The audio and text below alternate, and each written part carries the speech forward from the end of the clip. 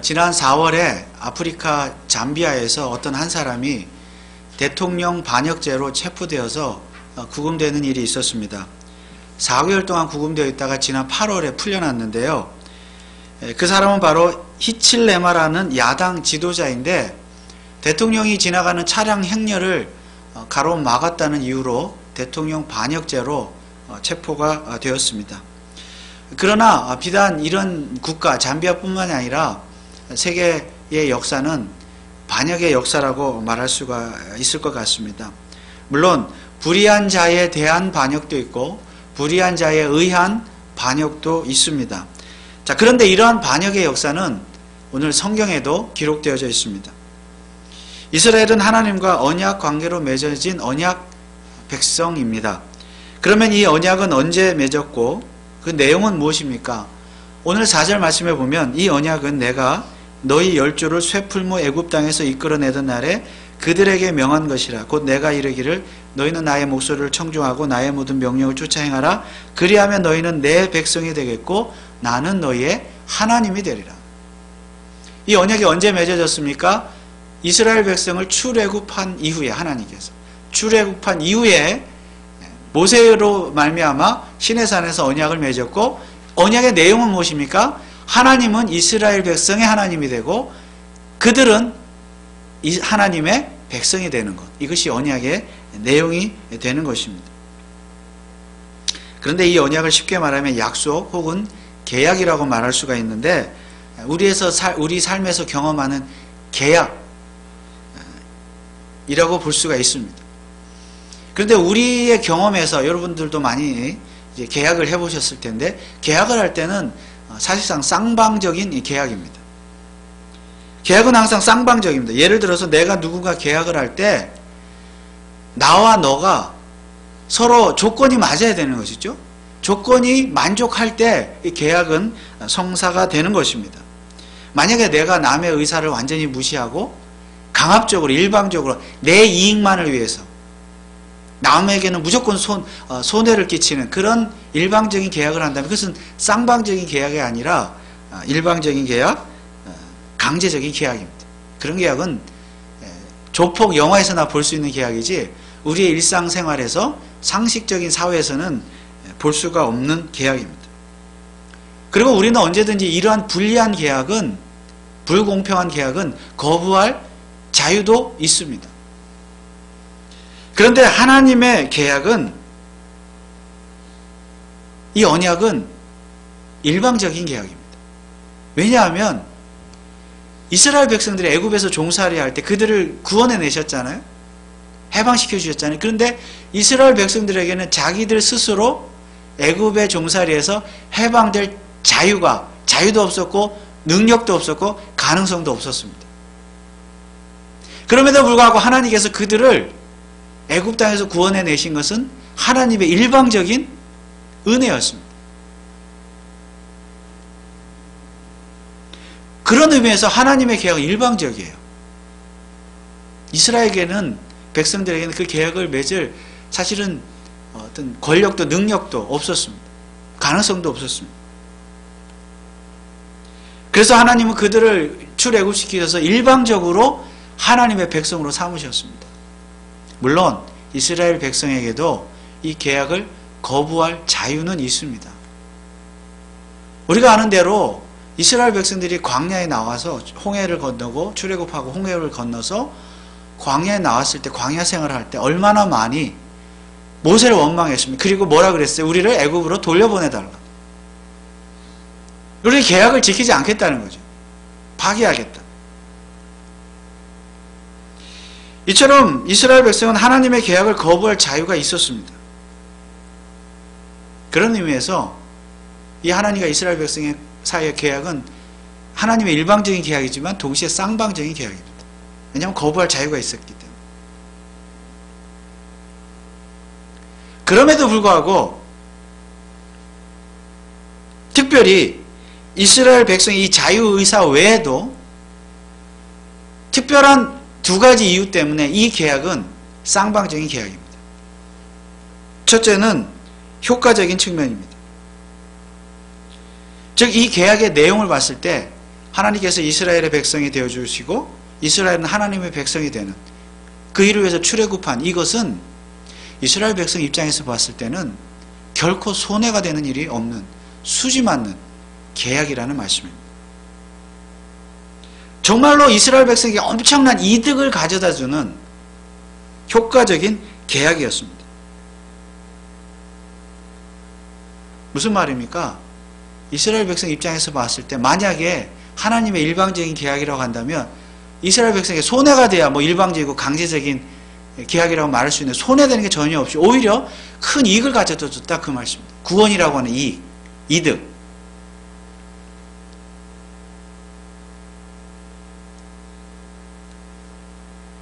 손해를 봐야 뭐 일방적이라고 말할 수가 있죠. 사실 하나님 입장에서 보면요, 이런 계약은 안 맺어도 그만입니다. 여러분, 하나님은 어떤 분이십니까? 스스로 존재하시고 스스로 아무 부족한 것이 없으신 분, 완벽하시고 완전하신 하나님. 그 어떤 인간이나 피조물의 도움이나 존재를 필요로 하지 않는 스스로 완전하신 분이시잖아요. 그러니까 굳이 인간이나 피조물과 어떤 뭐 계약을 맺어서 이득을 보거나 도움을 받을 일이 전혀 없습니다. 그럼에도 불구하고 하나님께서 이스라엘 백성과 계약을 맺으신 이유는 무엇입니까? 전적으로 그들의 유익을 위해서였습니다. 그들의 구원. 그래서 이스라엘 백성 입장에서 이 계약은요, 정말 수지 맞는 계약, 요즘 말로 하면 대박 터뜨린 계약입니다. 왜 그렇습니까? 만약에 하나님께서 그들을 애굽에서 출애굽시켜 주지 않으셨다면 그들의 운명은 어떻게 되는 것입니까? 출애굽기 2장 23절 25절 말씀해 보면 이런 말씀이 있습니다.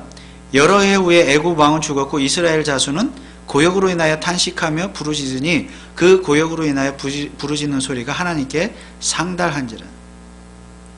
만약에 하나님께서 그들을 애굽에서 구원해내지 않으셨다면 그들은 고역으로 인하여 영원히 애굽에서 고역으로 인하여 탄식하며 노예로 살았을 것입니다.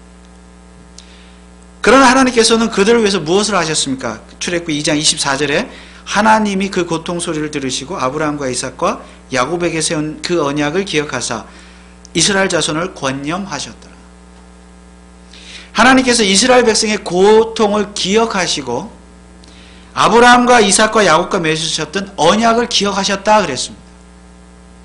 그리고는 모세를 그들에게 보내셔서 그들을 구원해 내셨습니다. 그런데 여기에도 하나님은 언약을 기억하셨다 했는데 어떤 언약입니까? 사실상 오늘 예레미야 본문에 나오는 그 언약과 동일한 언약입니다. 그리고 또한 시내산에서 출애굽한 이에 모세를 통하여 맺었던 그 언약과도 동일한 언약입니다.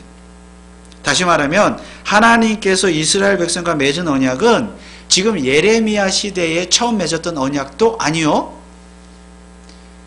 과거에 모세를 통하여 시내산에서 맺었던 그때 처음 맺었던 언약도 아니라는 말씀입니다.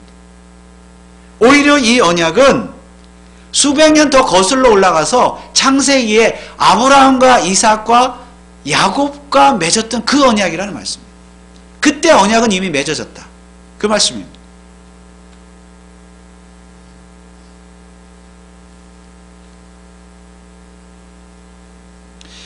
어쨌든 이 계약은 이스라엘 백성에게 아주 수지 맞는 계약이기 때문에 하나님의 일방적인 계약이라고 말할 수가 없습니다. 물론 원칙적으로는 하나님 편에서 일방적인 계약, 일방적인 구원이지만 이스라엘은 엄청난 수지, 손해는커녕 엄청난 혜택을 누렸기 때문에 그들의 의사를 무시한 불공평한 계약이라고 말할 수가 없습니다. 그렇기 때문에 이 계약에 대해서 불평할 수가 없어요. 광야에서 근데 불평했잖아요. 자, 이처럼 이 계약의 효과적인 측면에서 그들을 실제로 이 계약에 의해서 그들이 구원함을 받았다는, 그리고 광야 생활을 거쳐서 실제로 이 가나안 땅에서 지금 살고 있다는 이 자체, 이 효과적인 측면에서 봤을 때 엄청난 혜택을 누리고 있기 때문에, 은혜를 누리고 있기 때문에 이 계약은 결코 일방적인 계약이 아니라 하나님과 이스라엘 백성의 쌍방적인 계약이라는 말씀입니다. 두 번째로 이 계약은 결과적인 측면에서 쌍방적인 계약입니다. 결과적이라는 말은 이 계약으로 말미암아 이스라엘이 하나님의 백성이 되었다고 한다면 결과적으로 하나님의 백성으로서 하나님께 뭔가를 해드려야 하는 의무가 발생한다는 의미에서 결과적입니다. 다시 말하면 이 계약서의 내용에는 이스라엘 백성이 하나님께 해야 할 의무 조항도 포함되어 있습니다. 그것이 바로 신명기 레위기에 나오는 말씀들이에요. 그런데 하나님께서는 그 의무 조항들을 이스라엘 백성들이 먼저 지켰기 때문에 그들을 백성 삼으신 것이 아니라 이미 그들을 백성 삼았기 때문에 의무 조항을 부여하신 거죠. 그 모두가 다 언약 안에 있는 것이에요. 그러므로 이스라엘 백성은 이미 하나님의 백성이 되었기 때문에 이 계약에 의해서 결과적으로 하나님께 뭔가를 해드려야 되는 의무 조항이 발생하게 되었던 것입니다. 다시 4절 말씀을 보면 이 언약은 내가 너희 열조를 쇠풀무 애굽 땅에서 이끌어내던 날에 그들에게 명한 것이라. 곧 내가 이르기를 너희는 나의 목소리를 청종하고 나의 모든 명령을 쫓아 행하라. 그리하면 너희는 내 백성이 되겠고 나는 너희 하나님이 되리라. 여기에 보면 그리하면이라는 말이 나오는데 이것은 조건을 말하죠. 너희들이 내 말을 듣고 내 말을 잘 청종하고 하나님의 모든 명령을 쫓아 행하면, 그리하면 비로소 너희는 하나님의 백성이, 나의 백성이 될 것이다. 그리고 나는 너희들의 하나님이 될 것이다. 조건을 나타내고 있습니다. 그래서 언뜻 보면 이 계약은 이스라엘 백성이 뭔가 조건을 충족해야 계약이 성사되는 것처럼 보입니다. 그러나 이 구절을 다시 한번 자세히 보면 이 하나님의 명령은 계약의 조건이 아니라 계약의 결과인 것을 알 수 있습니다. 여러분, 하나님께서 이스라엘 백성에게 언제 이런 명령을 주셨습니까? 이 언약은 내가 너희 열조를 쇠풀무 애굽 땅에서 이끌어내던 날에, 이미 수백 년 전에 그들을 출애굽시킬 때 이 명령을 주신 거예요. 그러니까 계약의 조건이 아니라 이미 이루어진 결과로서 주셨단 말씀입니다. 그들을 구원하신 후에. 무슨 뜻입니까? 앞서 언급한 대로 하나님의 언약은 이미 애굽에서부터 효력을 발생했고, 그리고 시내산에서부터 출애굽 후에 시내산에서부터 효력을 발생했지만 더 거슬러 올라가서 아브라함과 이삭과 야곱 때부터 이미 이 계약은 효력을 발생했다는 말씀입니다. 그러므로 지금 예레미야에 나타나는 이 하나님의 계약의 조건은 지금 그리하면, 지금 그렇게 해야 계약을 조건이 발생시킨다가 아니라 이미 창세기 아브라함 때부터 계약의 조건으로 주어진 그것을 너희들이 알고 그 결과적으로 그 조건에 합당한 의무조항을 행하라는 말씀입니다.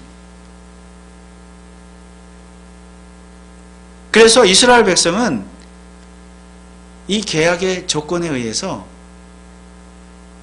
하나님께 무언가를 해드려야 되는, 즉 하나님의 목소리를 청종하고 그 명령을 쫓아 행해야 합니다. 이게 계약입니다. 계약의 내용이고 언약의 내용입니다. 어찌 보면 이 하나님의 명령도 일방적인 명령이라고 말할 수가 있습니다. 그러나 앞서 언급한 대로 이스라엘 백성 입장에서 볼 때 이 계약은 완전 수지 맞는 계약이죠. 그들이 애굽에서 종으로 고통 중에 살 수도 있었는데 하나님께서 그들을 구원해 주셨습니다. 그리고 그들의 조상 아브라함에게 언약하셨던 그 땅, 가나안 땅을 그들에게 선물로 주셨습니다. 오늘 5절 말씀에 보면 또 내가 또 너희 열조에게 한 맹세, 곧 그들에게 젖과 꿀이 흐르는 땅을 주리라 한 언약을 이루리라 한 것인데 오늘날이 그것을 증거하느니라. 가나안 땅을 주시겠다고 아브라함 때부터 언약의 내용으로 말씀하셨던 그 땅을 주셨다는 거예요. 지금 가나안 땅을 실제로 줬지요. 이스라엘 백성들이 지금 이 땅에서 살고 있는 그것이 증거라는 말씀입니다.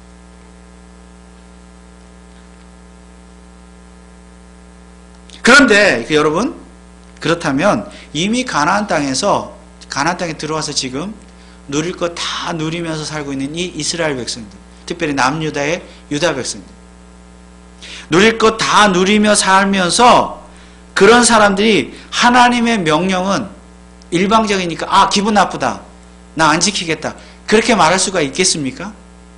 그럴 수 없습니다. 그래서도 안 됩니다. 왜 그렇습니까? 이미 받은 은혜가 너무 많기 때문이에요. 왜냐하면 하나님께서 애굽에서 고통 중에 신음하면서 살던 그들을 구원해 내셨잖아요. 은혜를 주셨잖아요. 만약에 그들을 구원해 내지 않으셨다면 그들은 지금 어떻게 살고 있습니까? 애굽에서 영원히 고통 중에 신음하며 살았을 것입니다.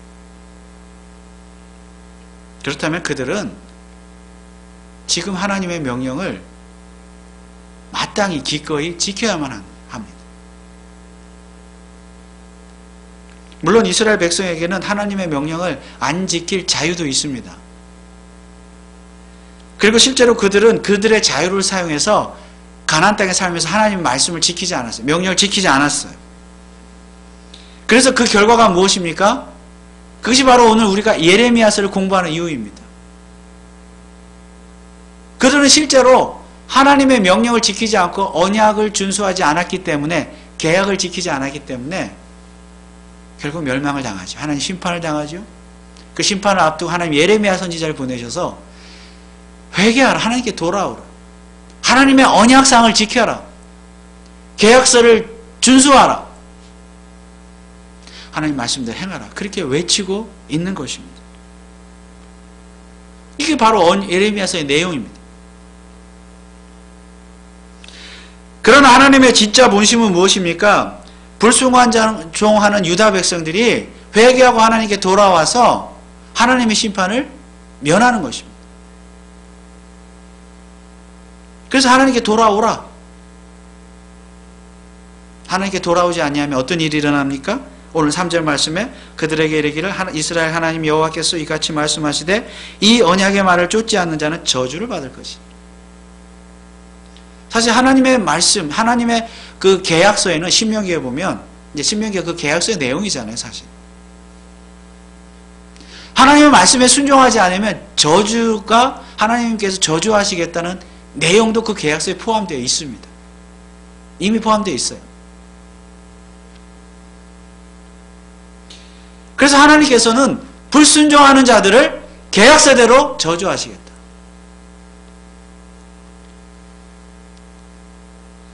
그러나 지금 하나님께서는 그런 일은 일어나지 않도록 하기 위해서 예레미야 선지자를 보내신 거예요. 유다 백성들이 가서 외쳐라. 우리는 예레미야 선지자를 눈물의 선지자로 알고 있지요. 예레미야 선지자의 눈물은 사실은 하나님의 눈물입니다. 하나님의 심정이에요. 하나님은 정말로 유다 백성들, 그들을 출애굽시키셔서 가나안 땅에 들이신 그 하나님, 그들이 정말로 가나안 땅에서 행복하게 잘 살기를 원하셨습니다. 하나님 말씀에 순종하면서. 근데 그렇지 않으니까 정말 안타까운 마음으로 눈물을 흘리면서 예레미야 선지를 통해서 외치는 것이에요. 돌아오라, 회개하라.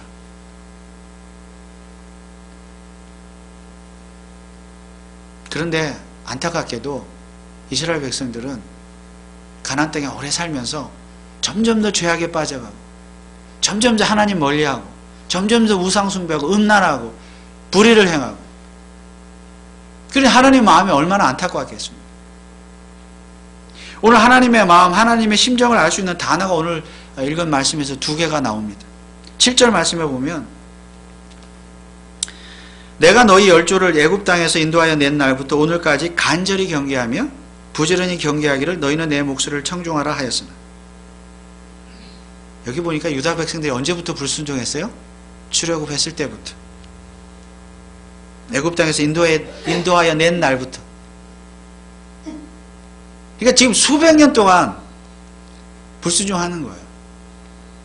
출애굽한 이후 수백 년, 가나안 땅에 들어가서 지금 수백 년이 지났는데도 변한 게 하나도 없어요. 계속 불순종하는 거죠.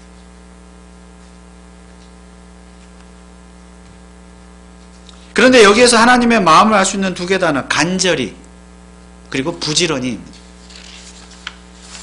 하나님께서는 정말로 간절히 부지런히 유다 백성들이 돌아오기, 회개하고 돌아오기를 바라고 계십니다.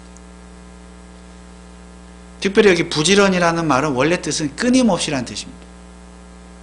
끊임없이. 하나님은 끊임없이 외치는 거예요. 이 말은 뒤집어서 말하면 유다 백성들의 죄악이 그처럼 끊임없었다는 거예요. 언제 때부터요? 출애굽했을 때부터. 출애굽하자마자 하나님을 끊임없이 불평하고 원망하고 불순종하고 광야에서부터 가나안 땅에 들어와서도,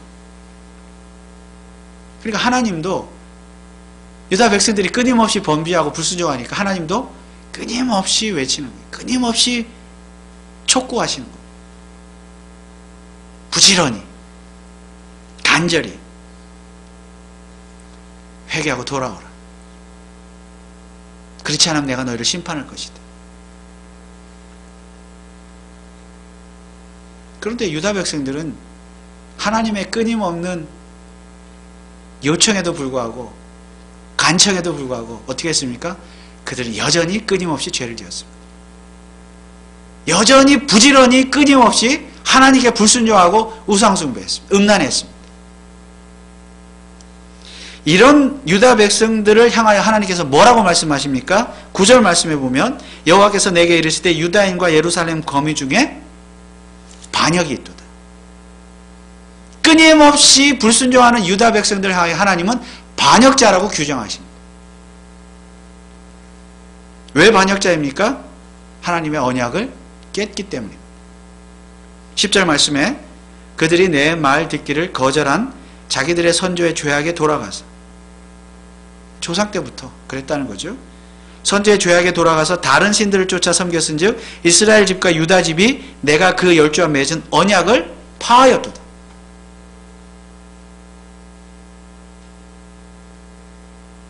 이 언약은 쌍방 언약이라고 그랬죠. 유다 백성들에게도 언약을 파기할 자유가 있다 그랬죠. 그 자유를 너무나 잘 사용했어요. 그 자유를 끊임없이 사용하다 보니까 결국 언약을 파기했습니다. 무슨 말입니까? 언약의 내용이 뭐라고요? 나는 너의 하나님이 되고 너희는 나의 백성이다. 하나님, 우리 하나님 되실 필요 없다는 얘기죠. 하나님 아니어도 우리가 섬긴 하나님 많다. 어떤 하나님이요? 바알. 광야에서는 어떤 하나님 섬겼어요? 금송아지 하나님. 하나님 아니어도 우리는 섬긴 하나님 많고 우리를 지켜줄 하나님 많습니다. 우리는 하나님 백성 안 되게 해서 될 필요가 없습니다. 되지 않겠습니다. 거부하는, 언약을 깨는 거죠. 불순종함으로 말미암아.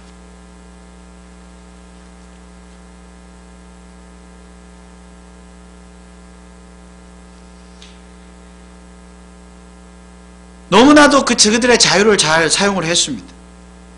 그래서 언약을 깼는데 그것이 바로 반역입니다. 반역. 그리고 이 반역의 결과는 무엇입니까? 8절에 그들이 청종치 아니하며 귀를 기울이지도 아니하고 각각 그 악한 마음에 강박한 대로 행하였으므로 내가 그들에게 행하라 명하였어도 그들이 행치 않은 이 언약의 모든 말로 그들에게 응하게 하였느니라. 11절에도 그러므로 나 여호와가 이같이 말하노라 보라 내가 재앙을 그들에게 내리리니 그들이 피할 수 없을 것이라 그들이 내게 부르짖을지라도 내가 듣지 아니할 것인지.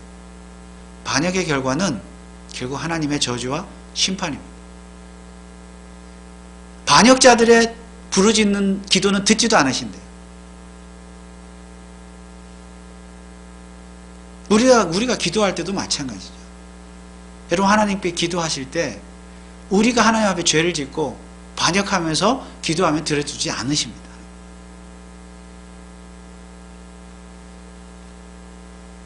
그런데 문제는 오늘날 이 시대에도 여전히 반역자들은 존재한다는 사실입니다.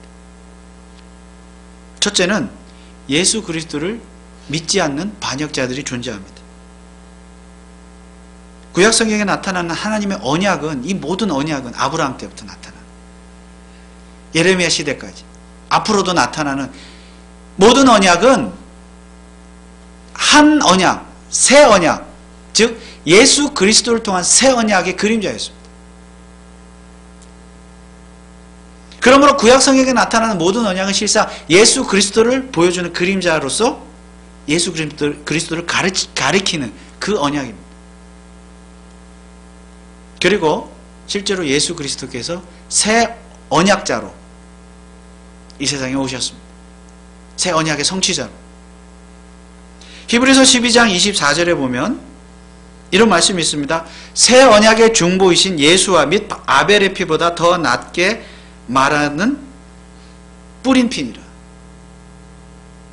아벨의 피보다도 더 귀하고 고귀한 피라는 거예요. 예수님의 피는. 그 예수님의 흘리신 피가 바로 언약의 피고 그 피로 말미암아 새 언약을 이루셨다. 다시 말하면 오늘날은 이 언약의 내용, 하나님은 우리 하나님이 되시고 우리는 하나님의 백성이 될 수 있는 방법은 무엇입니까? 오직 새 언약이신 예수 그리스도를 통해서만 가능한 줄 믿으시기 바랍니다. 예수 그리스도를 믿음으로만 우리 하나님의 백성이 될 수 있는 것. 하나님은 우리의 하나님이 되실 수 있는 것입니다. 그래서 오늘날 우리 사람들이 하나님의 언약을 믿는다는 것은, 지킨다는 것은 바로 예수 그리스도를 믿는 것을 의미합니다. 그럼에도 불구하고 오늘날 많은 사람들 예수를 믿지 않으므로 하나님을 거부하는 하나님께 대한 반역자가 되었습니다. 오늘 이 시대에 이런 반역자들 참으로 많습니다.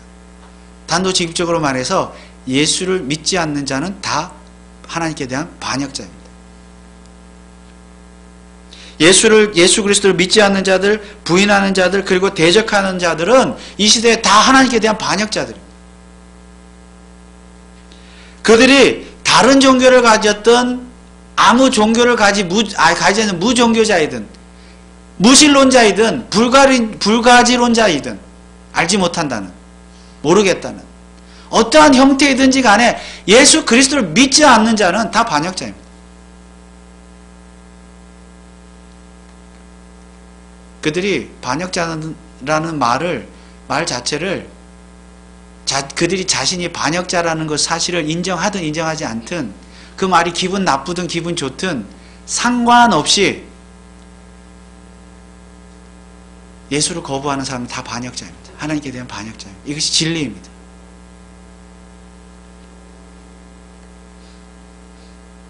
그리고 그들의 결국은 무엇입니까?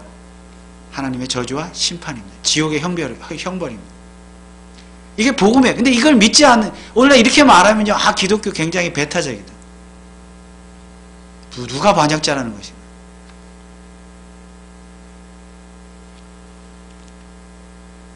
두 번째로 예수를 믿어 하나님의 백성이 되었다고 하는 그리스도인들 중에서도 반역자가 있습니다. 누구입니까? 하나님의 말씀을 순종하지 않는 자. 이들이 바로 반역자입니다. 마치 구약 유다 백성들 똑같아요. 출애굽했지요? 구원 받았지요? 가나안 땅에 들어갔지요? 그럼에도 지금 불순종하고 있지요? 똑같아요. 우리가 구원을 받았다고 하지만, 예수를 믿는다고 하지만 우리의 삶 속에서 하나님 말씀에 순종하지 아니하면 우리도 반역자예요.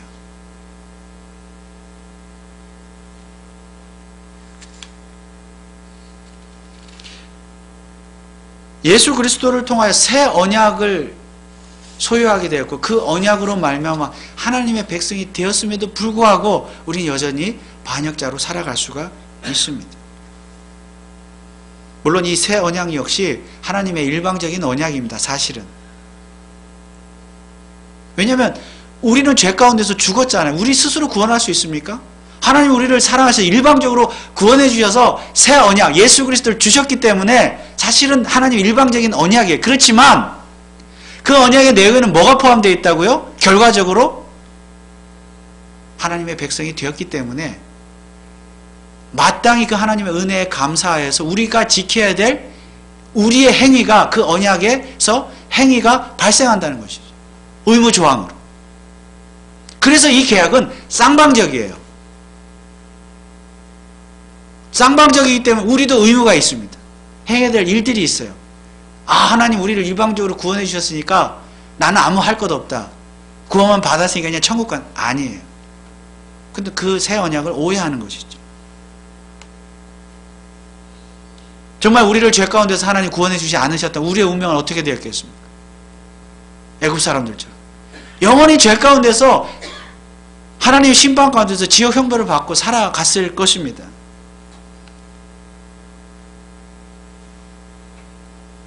그러므로 하나님의 언약은, 이 새 언약은, 예수 그리스도를 통한 새 언약, 우리에게 엄청난 이익을 가져다 줬지요. 구원이라고 하는.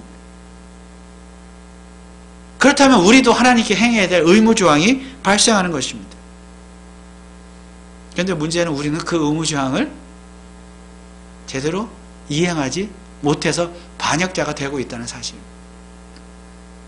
특별히 우리는 꽤 다양한 신들을 섬김으로써 하나님께 반역하고 있습니다. 오늘 12절 13절 말씀해 보면 유다 성읍들과 예루살렘 거민이 그 분향하는 신들에게 부르짖을지라도 그 신들이 그 고넥 중에서, 이 고넥이라는 것은 고난이라는 뜻입니다.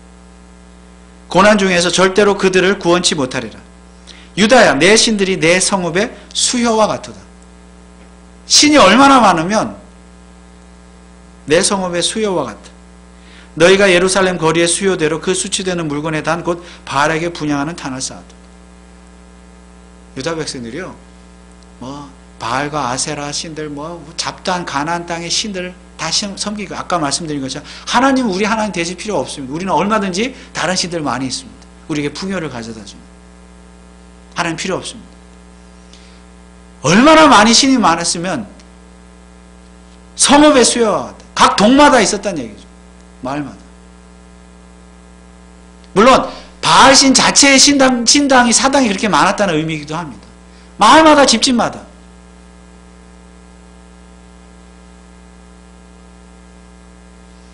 여러분, 오늘 우리의 모습은 어떻습니까? 우리도 역시 수많은 바알신을 섬기고 있지 않습니까?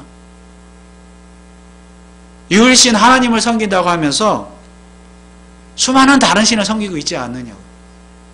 나는 부처를 안 믿는데요, 알라를 안 믿는데요, 그런 의미가 아니지요. 우리가 하나님보다 돈이나 명예를 더 사랑하면, 더 의지하면 그것은 하나님을 거역하는, 하나님을 반역하는, 바알신을 섬기면서 하나님을 반역하는 행위입니다. 하나님보다 남편과 아내, 자식과 친구와 이웃 등 사람을 더 사랑하고 의지하면 그것이 바로 바알신을 섬기는 것이고 하나님께 대한 반역을 행하는 것입니다. 또한 자신의 지식과 지혜를 과신하는 것, 내 힘으로 살 수 있다, 잘할 수 있다, 바알신을 섬기는 것입니다. 하나님께 대한 반역입니다. 그런데 이렇게 반역을 행하는 자, 악한 자죠. 악한 자는 늘 이런 반역만 일삼습니다. 잠언 17장 11절 말씀해 보면 이런 말씀이 있습니다. 악한 자는 반역만 힘쓰나니 그러므로 그에게 잔인한 사자가 보냄을 입으리라. 악한 자는 반역만 일삼는데, 오늘 8절 말씀에도 보면 그들이 청중치 아니하며 귀를 기울이지도 아니하고 각각 그 악한 마음에 강팍한 대로. 악하다 그랬죠.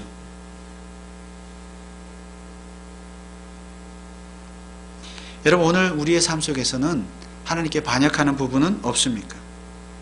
정말 예수를 부인하고 기독교를 버리고 신문에 날 만큼 큰 죄를, 범죄를 저질러서 하나님께 반역하는 것만이 반역이 아닙니다. 우리의 삶 속에서 작은 부분에 있어서 하나님보다 무언가를 더 사랑하고 더 의지하고 더 신뢰하면 다 반역입니다.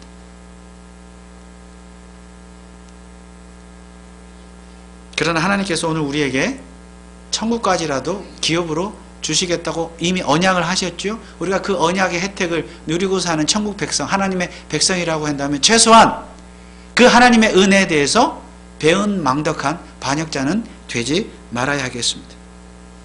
이 땅을 살면서 대통령이 지나가는 차량 행렬을 막는 것, 정치적인 어떤 그런 것만 반역행위가 아니에요. 사실은 우리는 하나님을 믿는다고 하면서 하나님께 대한 반역행위를 더 많이 행하고 있습니다.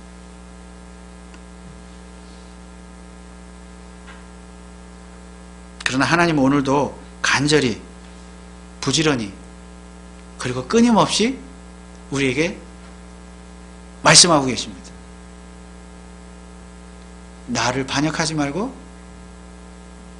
나를 따르라. 나의 말씀에 순종하는 자가 되라. 나에 대해서 반역자가 되지 말고 나에 대해서 온전히 추종자가 되라.